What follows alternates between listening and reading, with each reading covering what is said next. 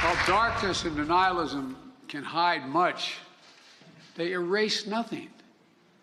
They can hide, but they erase nothing. We can't just choose to learn what we want to know.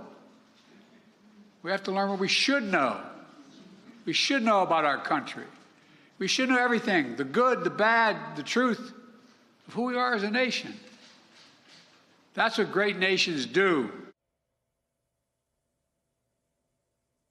The last thing before we go tonight, the good, the bad, and the truth. Today, President Biden designated a new national monument honoring Emmett Till and his mother, the 14-year-old black boy who was beaten and shot to death in Mississippi in 1955 after a white woman accused him of whistling at her.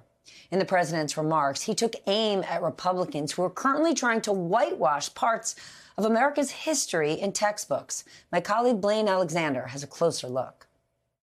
The monument will have 3 sites: the Tallahatchie Riverbank, where Till's mutilated body was pulled from the water; the courthouse in Sumner, Mississippi, where his killers were tried and acquitted by an all-white jury; and Roberts Temple Church in Chicago, the site of Till's open casket funeral, a decision by his mother who allowed Jet magazine to photograph and publish images of her son's body, bringing the world face to face with the brutal reality of racism. What do you remember the most about that day?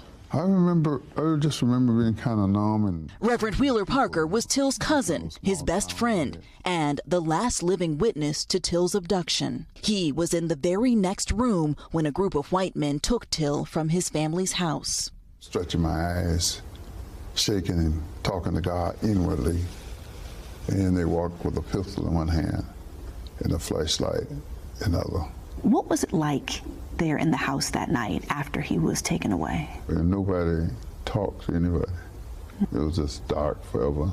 I moved from place to place or talked to anyone till daylight came. Parker still remembers exactly where he sat during Till's funeral. Now that church is being restored to its original 1955 appearance.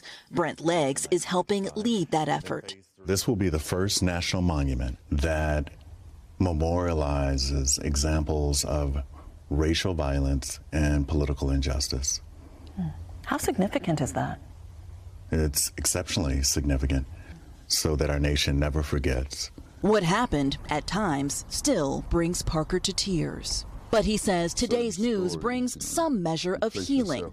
Finally. This place here is going to be a beacon. I mean, it's going to change the hearts of people when they see it, see the story.